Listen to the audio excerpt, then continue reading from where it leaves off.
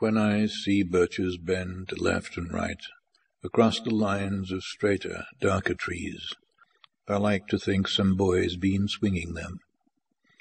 But swinging doesn't bend them down to stay, as ice storms do. Often you must have seen them, loaded with ice, a sunny winter morning, after a rain.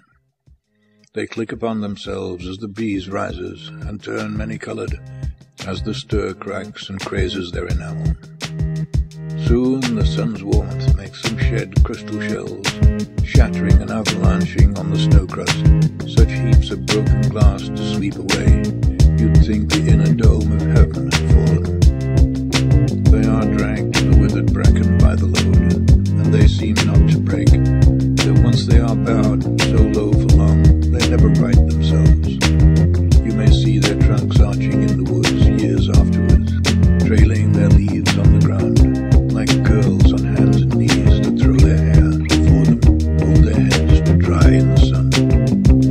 But I was going to say, when truth broke in, with all her matter-of-fact about the ice storm, I should prefer to have some boy bend them as he went out and in to fetch the cows, some boy too far from town to learn baseball, whose only play was what he found himself in summer or winter, and could play alone.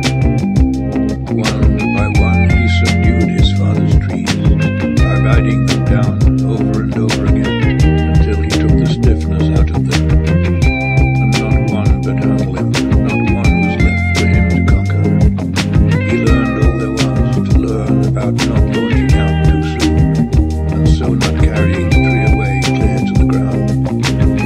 He always kept his poise to the top branches, climbing carefully with the same paint he used to fill a cup up to the brim, and even above the brim. Then he flung outward feet first with a swish, kicking his way through the air to the ground. So was I, once myself a swinger of birches.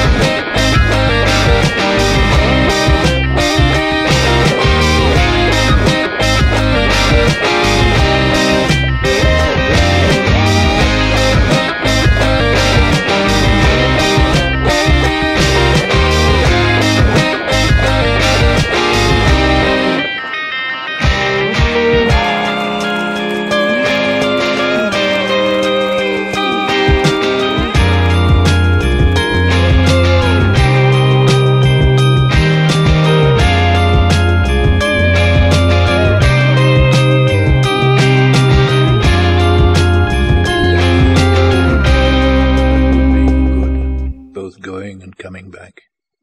One could do worse than be a swinger of birches.